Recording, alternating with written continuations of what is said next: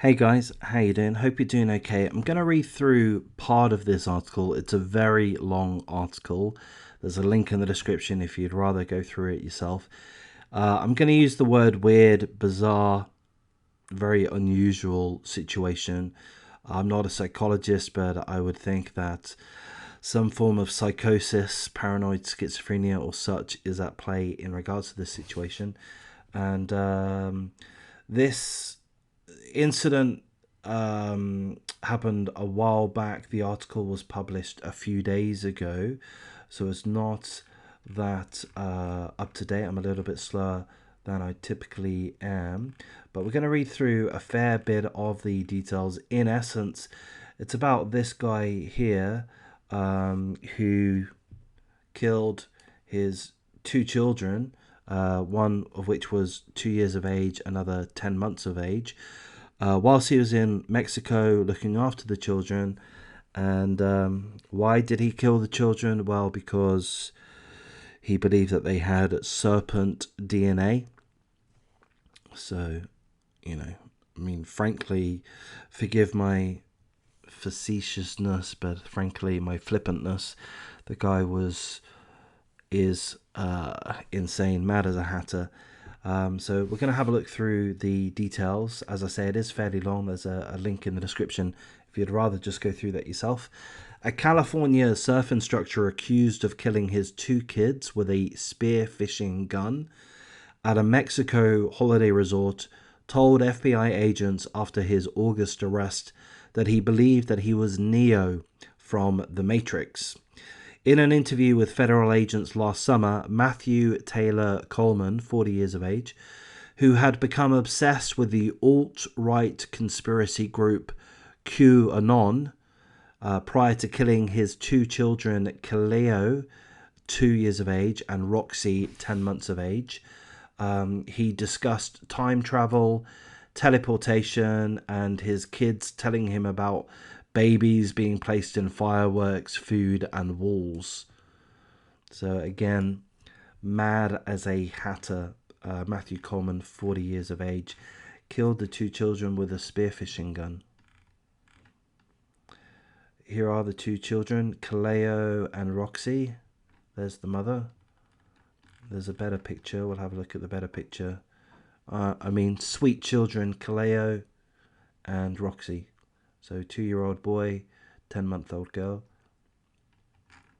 Killed, murdered at the hands of their father, who I have to say is completely batshit crazy again. Apologies for being flippant.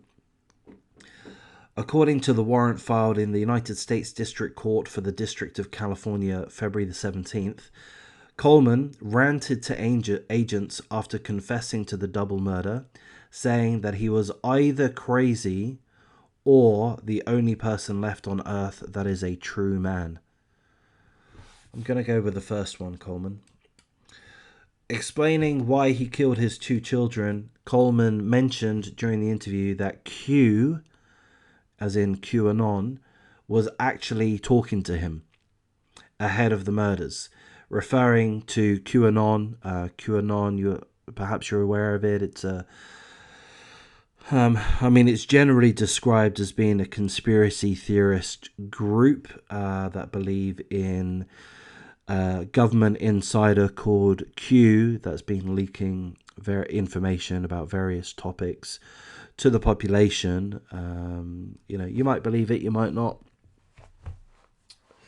But seemingly he did believe that he was in direct contact with Q, which is not really possible. So back to the article. The recent filing sheds new light on Coleman's downward spiral before the double murder, revealing never-before-seen texts from the owner of Santa Barbara's Lovewater Surf Company. So yes, he owned a business in Santa Barbara called Lovewater Surf Company. So they seem to be a successful couple, financially speaking. I'm kind of guessing. So there's more information in regards to texts that were sent to his wife on the morning of the murders. His wife is called Abby Coleman, and Abby Coleman had reported the husband and the two children missing 2 days prior to their deaths on August the 7th. After not returning his wife's texts as to their whereabouts for more than 48 hours, Coleman, while laying in bed with his two kids at City Express Hotel, a Christian resort in Rosarito, Mexico, just after 3 a.m., sent his wife a stream of bizarre text offering a glimpse into his shattered mindset. So here are some of the texts that the father, Coleman, sent the mother hours, seemingly, before he killed his two children. Hi, babe. Miss you too. Things have been rough, but starting to get some clarity as well. Still confused on a lot of things and processing through them. So many crazy thoughts going through my head right now, hard to explain. I'm getting some clarity through my grandmother's old Bibles. Coleman, who had told investigators that he killed the children because they had serpent DNA, continued, anyways, was actually thinking of burning them in case there's a chip in them or something. So I'm not sure if that's... that's what he told the investigator after having confessed to having killed his two children. He literally stated that he was considering burning the bodies of his two babies because he felt that there were chips in them. Of course, they had serpent DNA, according to his paranoid delusions, or whatever the correct psychological term would be. So he was sending these text messages to his wife. Another text message was, hope all this craziness ends soon, love you. And then seemingly he murdered his children just a few hours later. Coleman was apprehended by officers upon returning to the United States 2 days later. Coleman told agents that he had started noticing strange coincidences 5 or 6 days before committing the murders. So again, much of the article is going to be talking about Coleman's, psychological condition, his paranoid fantasies and such. I'm not going to go through every last detail, but you might find it interesting to read through. Coleman discussed with investigators QAnon and the Illuminati conspiracy theories. He said that he experienced visions and signs that revealed that his wife possessed serpent DNA. He told investigators that he suspected his wife was a shapeshifter and had passed it onto his children, and that all things were pointing to the idea that his children have corrupted DNA that will spread if nothing is done about it. So, again, he felt seemingly in his utter madness that he was doing the right thing by killing his two children, because his two children had serpent DNA, which derived from the mother. And to save humanity, he had to make the sacrifice of killing his own two children.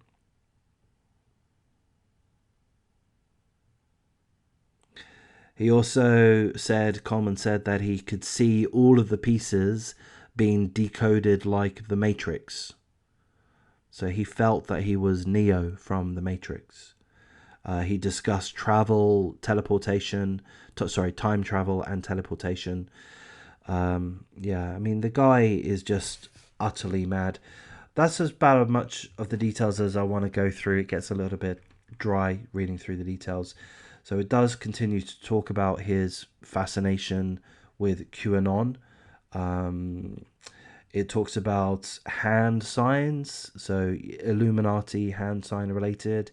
He used to go to Instagram and Facebook to look at pictures of celebrities that would have hand signs, and then he saw some friends on his Facebook account that also showed similar hand signs, and that played a part in convincing him that his friends and family were all in on it. Whatever that really means, but such a sad, tragic case.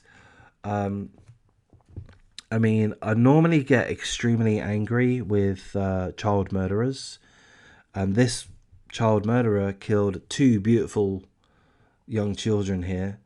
Kaleo, 2 years of age, and Roxy, 10 months of age. I mean, such a disgusting, disgraceful loss. I mean, I am angry about the situation, but I don't know, and I'd welcome any feedback, any comments in regards to this.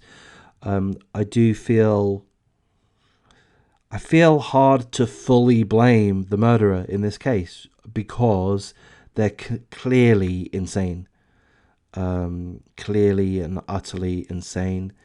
Killing his own two children with a spear gun, stating that he did so because he was adamant, he believed that they have serpent DNA. He needed to have made the sacrifice. I mean, that has to be mental illness, surely. So, was it really Coleman that killed his two children, or was it some vessel with a rotten brain? Yeah, so I don't know. I'm interested in if anyone wants to comment on what I've stated there. Be very interested in that. If you agree, disagree, either way, if you want to correct me, show me how I'm wrong, that would be welcome. But that's kind of how I feel. I'm typically extremely angry with the child murderers, but when they're this insane, I don't know, I'm a little bit less angry at the culprit in question. Certainly very angry at the actual situation, a tragic loss of life. The poor mother. Condolences to her, of course. I mean, her entire life has been shattered, I would imagine. Anyway, there's that video there. Do take a look at perhaps my playlist of touching stories, touching other situations. If you like reflecting on these kind of tragedies, if maybe liking isn't the right word, but if you feel some kind of benefit in reflecting on these tragedies, that's how I feel. It's not that I like these topics. It's not enjoyable per se, but I feel that there's some value in looking at these topics. I feel that they're very sobering. I'm trying to actually figure out why I kind of enjoy doesn't seem to be the right word, but why I kind of feel value in going over these topics. I feel that they're very sobering. They take you out of yourself. They take your mindset away from your own problems, perhaps, and you just realize, I suppose you could verbalize this in a number of different ways, but you realize how lucky you are that you have not been exposed to this utter horror, this utter tragedy in your life, and hopefully you never will. Of course, some people do. Anyhow, there's that video. Likewise, if you feel a little bit down by these kind of topics, do check out the friends of the channel, particularly At the End of the Day, a YouTube channel with Bella. She does live streams regularly for about an hour, 2 hours, general chit chat. But they've got a very nice, kind community, a nice and fun, kind community. So if you're looking for something to do on YouTube, which is a little bit more uplifting, then do check out At the End of the Day.